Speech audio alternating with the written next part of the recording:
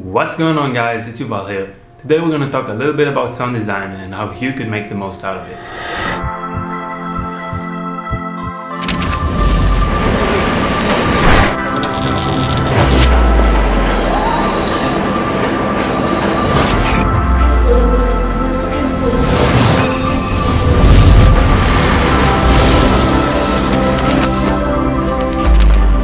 So the number one thing I want to focus on today is creating depth in your sound, because that is really what's gonna put your sound design together and really convey the message that you're trying to achieve.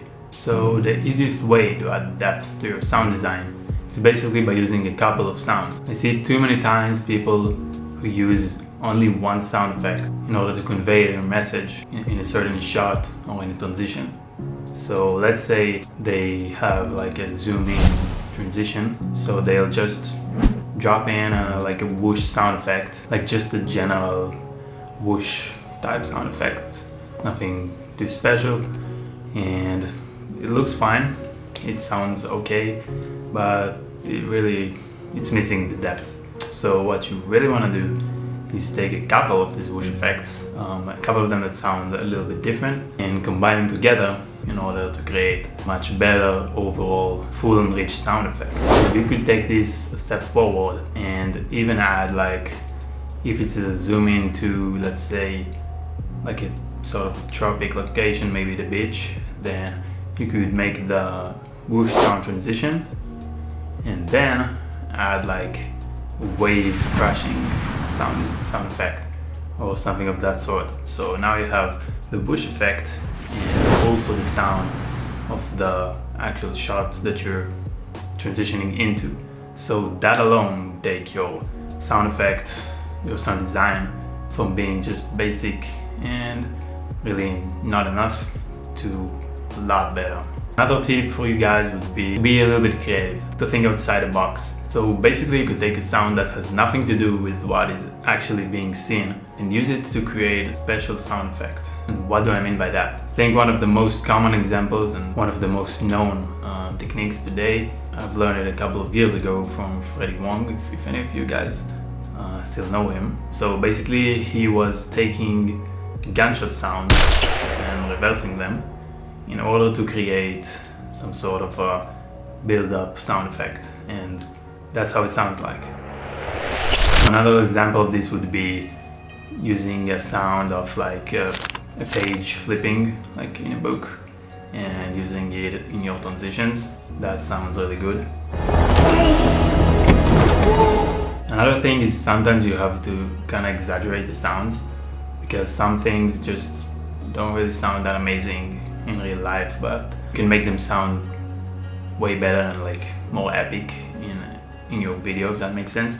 I guess the best example of this would be punches in Hollywood films. So basically in real life, I don't know if you guys ever did this, but I hope not. If you punch someone in the face, then you know it doesn't sound anything like in the Hollywood films. But in order to sell the hit and to really make the impact, they make it sound like way exaggerated. So sometimes you're gonna have to do that in your films. So now I'm gonna show you a couple of examples from my own films on how I implemented these tips. We're gonna start off with my video from Amsterdam.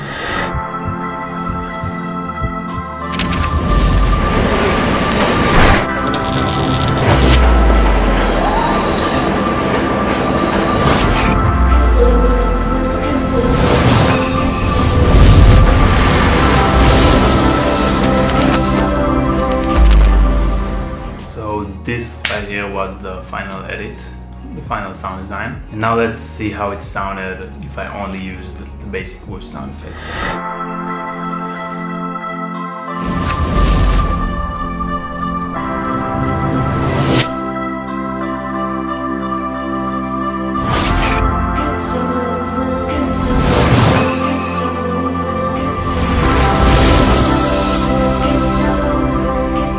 So I hope you can see that I made a lot of sounds into this sound design edit in order for it to sound really powerful and impactful. So I used a couple of different things like birds flipping their wings to sound, like environmental sounds, like the train, or bikes, or even like some original sound that I recorded while shooting this. So now we're gonna take a look at another example from another one of my films.